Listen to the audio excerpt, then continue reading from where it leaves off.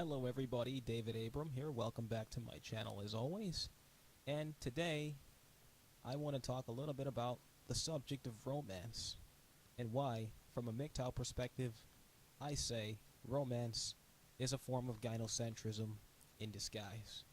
Whenever you watch media and movies, and whenever you go through the mainstream media in the sense of news articles and these so-called dating coaches, they always dress romance up as something that's between two parties, man and woman, and they always dress it up as if one does onto the other and the other one reciprocates and does on to the other one back in exchange. And what I want to talk about in this video is the real truth about romance, or the truth as I perceive it as a MGTOW and as a man who's gone his own way and has taken the red pill. Romance, in essence, is gynocentrism. Now, I'll say that again. Romance, today, in essence, is gynocentrism.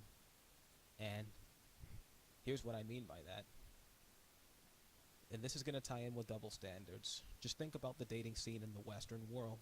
North America, Europe, and anywhere else abroad. On the first date, it's usually expected under the codes of chivalry, which are the unwritten rules of gynocentrism, that the man pay for the first meal. Now, if the man agrees to do that, I suppose that's his prerogative. But what's important to note here is that if you look at the stats, such as women make up a good majority of the workforce, women are the majority of the voters, on average, women out-earn men, and if you factor in all these stats, logically you would conclude if they're the majority of voters, if they make up most of the workforce, and if they out-earn men, that they would basically be able to hold up to their end of the bargain. So in other words, there wouldn't be a need for chivalry. They would be able to provide and pay for and accommodate for themselves on dates. But, oh, no. The rules change whenever there's a man involved. Goodness gracious. He's a man. He's supposed to man up and pay. He's taking me out. So, romance, in an essence, is gynocentric. If a man pays for the woman and the tip, this is seen as societally speaking acceptable. This is the societal norm, and this is socially accepted by peers, by the media, and by society. However, if the shoe is on the other foot and the woman is paying for the man's day out and is fining and dining the man, oh, something is up. Flag, flag, flag. He's a man-child. He's a mama's boy. He's not even a man. He's an adolescent. He owes you. You don't owe him. And this is pretty much overly all the social interpretation of a man who wines and dines off of a female, or the expenses of a female. And I think this is important to make note of, because here we have two cards being played by the feminist agenda. The first card they play is the independence card. I'm a strong and independent woman. I work outside of the house. I earn my own income. I vote, and I don't need a man.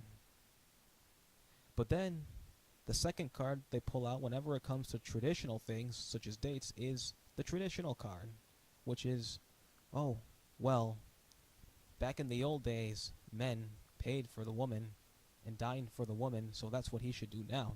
Despite the fact that, a few moments ago, I proclaimed that I was this vibrant, strong, fearless, independent woman who has a job and out-earns men on average.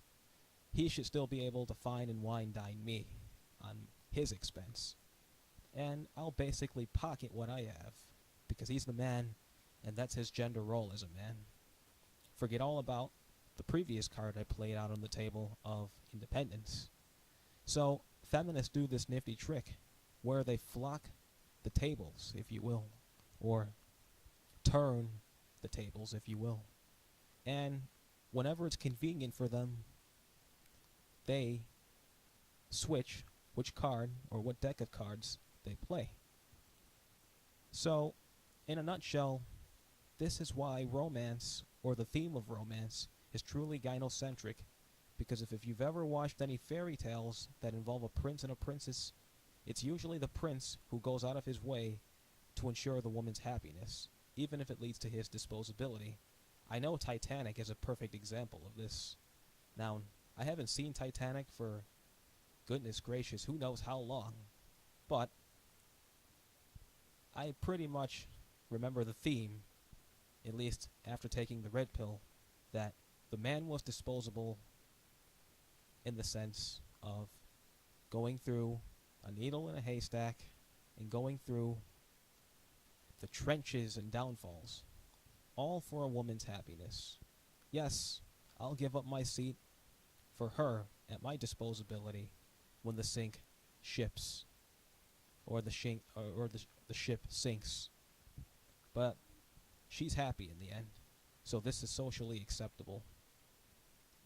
Never mind the men who, due to the extreme cold temperatures of the ocean waters, who go into hypothermia, never mind any of them, as long as the woman is satisfied.